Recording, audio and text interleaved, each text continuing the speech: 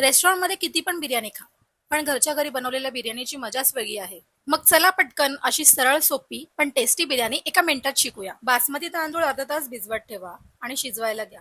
त्यात थोडं तेल, लिंबाची फोड, अख्खा गरम मसाला आणि मीठ घालून 90% शिजवून घ्या. आता आपण बरिस्ता बनवूया.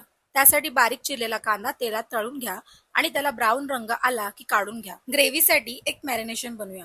चिकन मध्ये चांगलं एक वाटीभर दही घाला. त्यातच आलं लसूण मिरचीची पेस्ट घालून हळद, लाल मसाला आणि बिर्याणी मसाला घाला. तळलेला कांदा घालून बारीक चिरलेली कोथिंबीर आणि पुदिना घाला.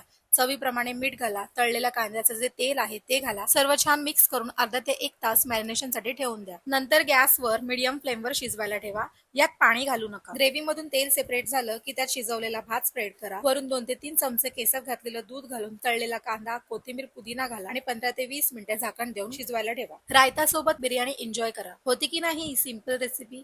आता सबस्क्राईब करा.